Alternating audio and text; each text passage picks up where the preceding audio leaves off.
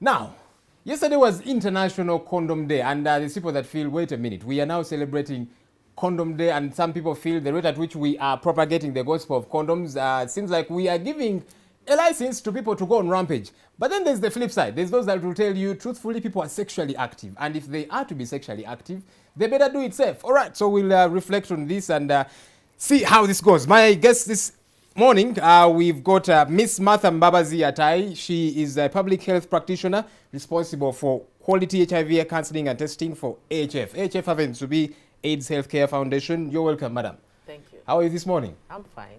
Good for you. We also have Dr. Penina Amor. She is responsible for the management and strategic leadership of AHS programs in 11 African countries. You're welcome, doctor. Thank you. How are you this morning? Very good.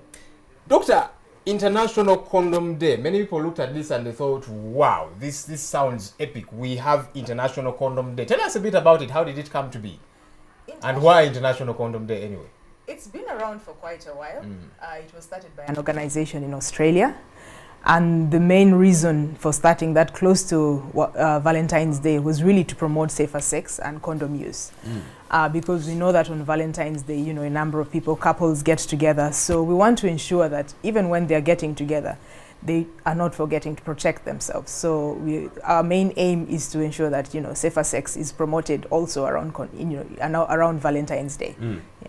I should jump to Simon in a bit, but before I do, Martha, there's people that feel condoms are promoting promiscuity a great deal. Of course, there's the flip side. Like I said earlier on, people are sexually active, and one would think, all right, are we actually availing safer sex as opposed to promoting a lot more promiscuity if you're to have a yardstick of sorts? How does it weigh? Well, if you get back to the history of the fight against HIV in our country, spearheaded by the government of Uganda through the Ministry of Health back in the 90s, which earned us a mileage in running down the epidemic. The strategy was ABC and C being condom use. But down the way, we've seen it has gone down. And the HIV prevalence is stepping up. According to the AIDS Sero Survey of 2011, we realized that HIV prevalence has gone up from 6 to 7.3, which is alarming. And so that points to behaviors. People are actually sexually active. We know there are a number of factors that are affecting behaviors. The young adults are getting exposed to pornographic materials, and they would like to try out some of these behaviors. And if we do not talk more and sensitize people about condom use or safe sex, then we are going to have more and more numbers of people infected with HIV and other sexually transmitted infections. Incidentally, we are looking at condoms as a dual method, preventing HIV and STIs, other STIs, but also pregnancy. These days for young ladies, the scare is on getting pregnant. They're actually more concerned about that. I keep thinking, wait a minute, this sounds bizarre. Studies have been done at the university especially, and each time I'm told these guys are actually more afraid of getting pregnant than they are of catching HIV. Because they wouldn't take responsibility of another being, but they would rather take care of themselves even if they got infected, because there is free medication. Let me allow someone to jump in here. Simon, I know you are a parent. Many times we hear parents packing condoms for their 14, 15, 16-year-olds. Your child is probably not that age yet, but would you pack condoms for your child? Well, I'll start by saying hello to Penny and Martha there in the studio. Hi. And whether or not I would pack condoms for my daughter, that's a little bit jumping the gun. But I want to take on from where Martha did stop. When Martha or Penny, I can't quite get who exactly say that they have to continue talking more about the need to use condoms. And for the most part, some people are actually taking offense with how much vigor is going on with the promotion of condoms. That now the promotion of condoms supersedes any form of decency, that you have condom adverts running during the time when families are gathered together with little infants watching television, and there goes on an advert for condom O. So you find little 4-year-olds and 3-year-olds and 5-year-olds talking about condom O. Yes, that possibly will save them a life in the next 10 years, but isn't that a bit too early to sensitize people in that age bracket? Definitely, I think, you know, the appropriateness of the message is important. And, you know, they're also concerned that you don't want a 4-year-old start asking about condom use, you know, and how would you as a parent start discussing that? So I think that is equally important, but I also think we are limited in terms of when do you actually air these messages. We know that, let's say at 9 p.m. when some young children may still be awake, that's the time when you're going to have most adults watching TV. So it's the time when they watch TV, and you also want to ensure that they are not missing the message. So you still find that, I think striking the balance is the important thing. So I don't know whether we can have more slots available for just similar messages but without... let's take an example of yesterday's wonderfully made promotion that you carried out on key strategic roundabouts around the city. Oh yes, I saw that and I thought, wow. Dummy condom men standing by roundabouts at the time when parents are taking their children to school. And you know, children are extremely observant and very inquisitive these days. So what do you expect a parent carrying a 5-year-old into kindergarten and meeting a dummy condom man on that roundabout in Katwe? What kind of questions do you think this 4-year-old is going to develop, and to what extent do you think the parent is able to answer these questions without feeling out of place? And some were actually giving away these condoms to the parents of these kids. Yes, Martha, you want to take that on? Now, I would like to relate this to the sex education argument that has been on.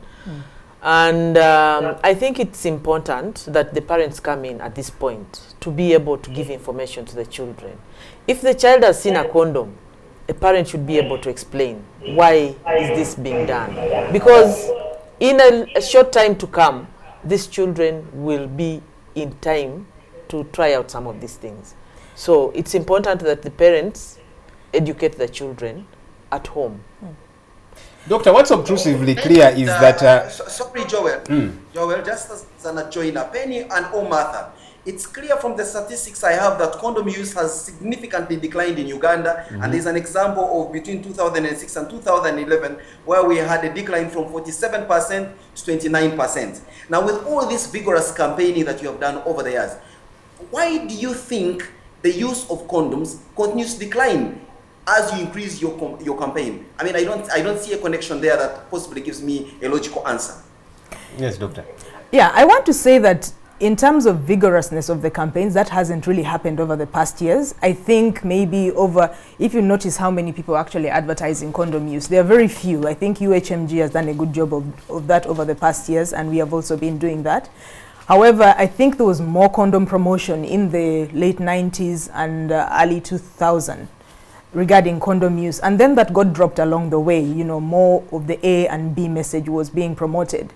And that led to numbers in terms of condom use actually dropping a lot.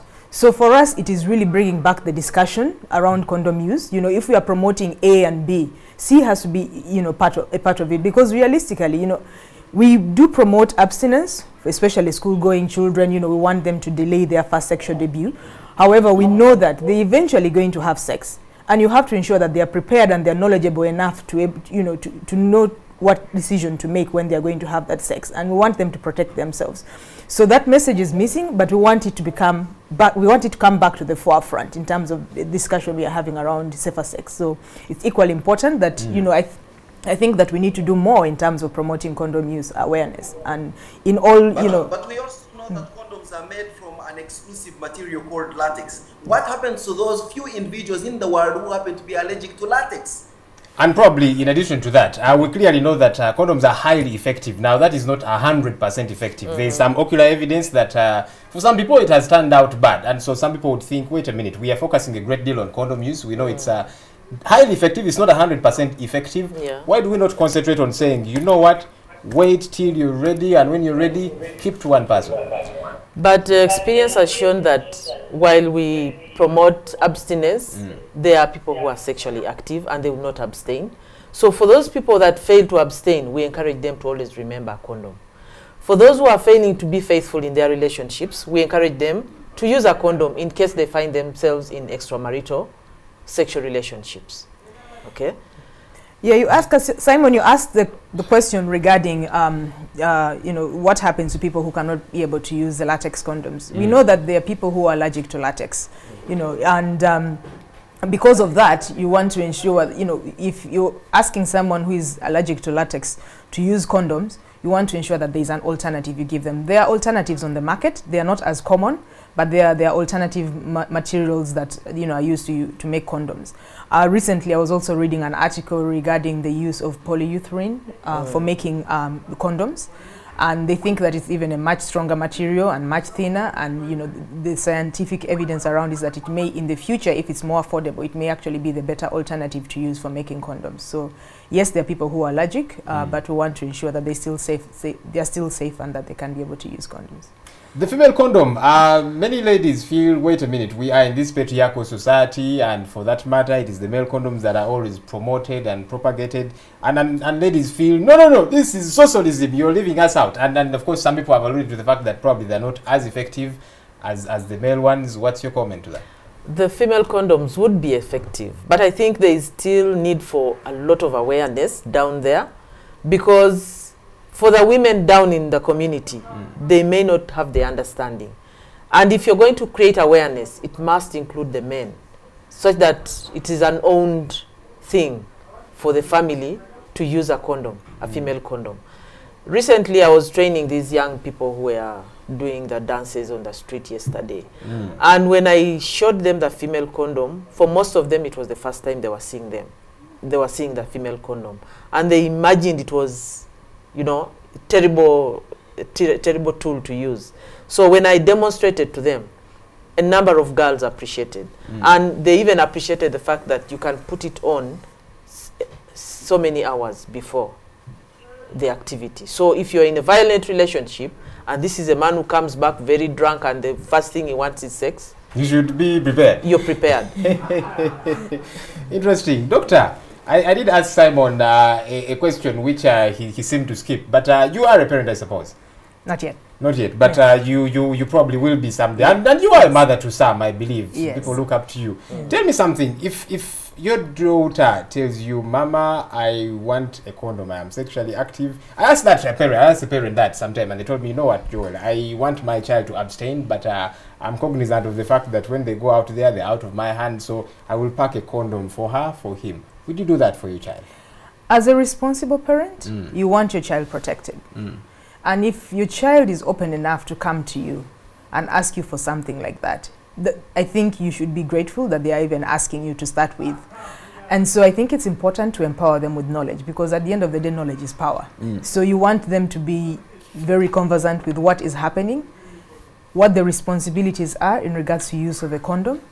So I think depending on their age, one, I would want them to abstain. You want to encourage them to abstain, and as a parent, you want to give them the advantages of that, because you don't want, because a sexual relationship is beyond just the sex. It means many other things as well, how they have to deal with the emotions in any relationship. So that's the one, you want to empower them in that regard. But also in order to, because you have to be realistic. We've had 11-year-olds come to tell us that, you know what, we want condoms. The condoms you have on the market are too big for us. And you tell them, how do you use them? Oh, you see, we tie a rubber band. So they actually know what is going on. So these kids are very sharp, my goodness. Yes, we've had that. So you want to ensure that they're empowered. So if they ask for a condom, you're better off, give it to them, but with the knowledge, and, ensure that they're very knowledgeable about what the advantages of abstaining are going to be. But if they really are tied down and they have to have sex, then you want to ensure that they also are well protected.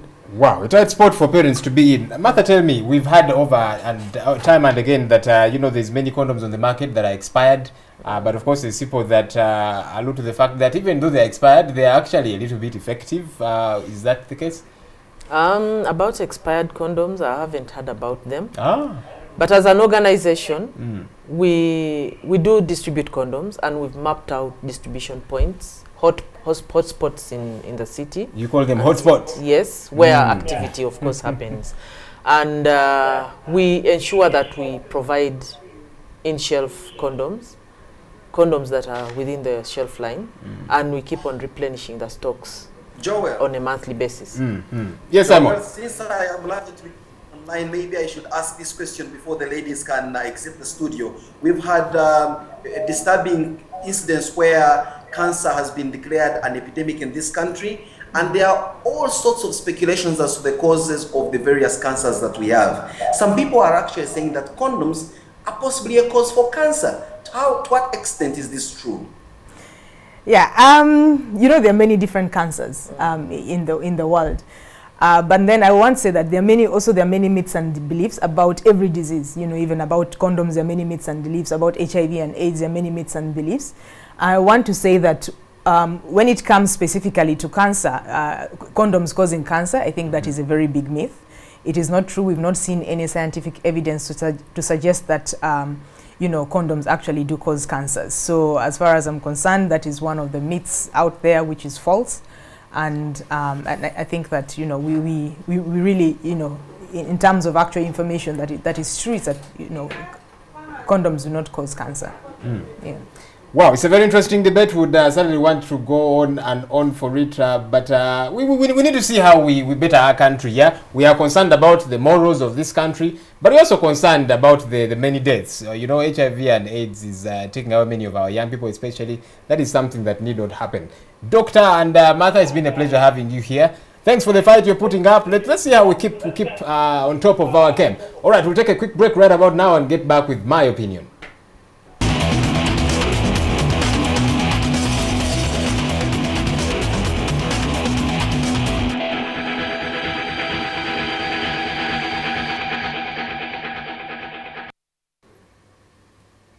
Simon, over to you. Tell us, what would your opinion be? Pardon? Can you hear me, Simon? Your opinion, what would it be as we wind up? Well, of course, like it's been said, the fight against HIV/AIDS cannot be one-pronged or two-pronged. It is like a three-legged stool. And that is why I'm one of those huge proponents of the A, B, and C strategy, that you must abstain if you are before the age of consent.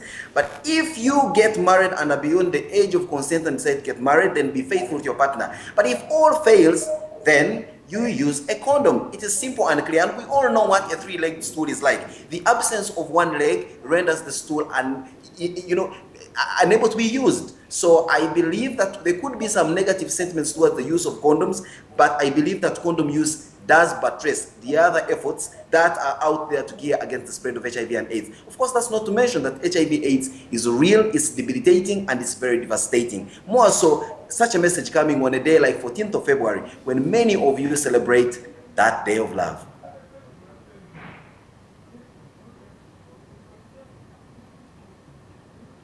All right, that was Simon there with his take, and of course, as you talked about the A, B, C, apparently there is a D. If you refuse to use any of those, there is death for you. Hopefully it doesn't get to that level. Thanks so much, ladies, for joining us, and Simon for joining us via Skype.